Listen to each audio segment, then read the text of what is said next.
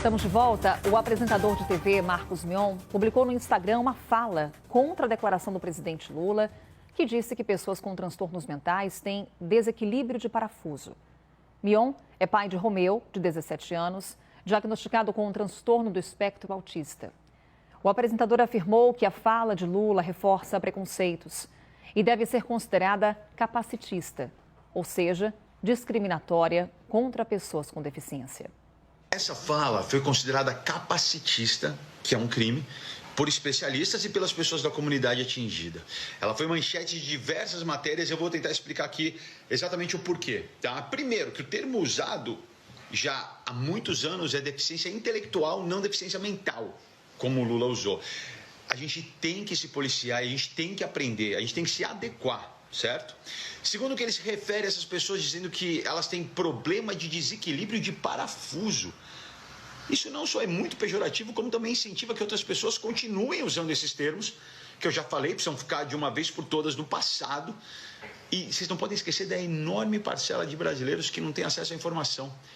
Aí vem o presidente do país falando que deficiente intelectual é quem tem desequilíbrio de parafuso.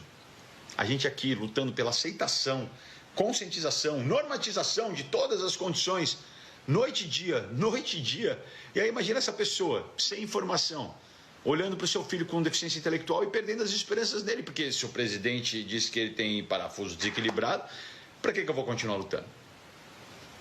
E por fim, irresponsavelmente, a fala dele liga deficientes intelectuais diretamente aos casos de violência que, infelizmente, a gente tem visto acontecer por todo o país. E isso é um absurdo, não existe comprovação alguma sobre isso.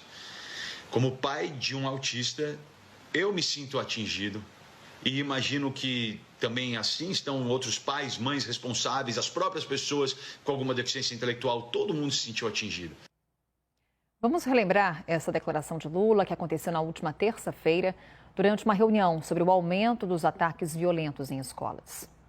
Mas eu sempre ouvi dizer que a Organização Mundial da Saúde sempre afirmou que na humanidade deve ter mais ou menos 15% de pessoas com algum problema de deficiência mental. Mas se esse número é verdadeiro, e você pega o Brasil com 220 milhões de habitantes, você pegar 15% disso, significa que nós temos quase 30 milhões de pessoas, sabe, com problema de desequilíbrio de parafuso. Pode uma hora acontecer uma desgraça.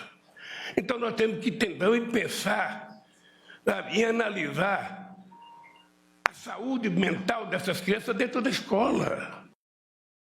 Abra o Kawai para assistir a mais vídeos deste criador.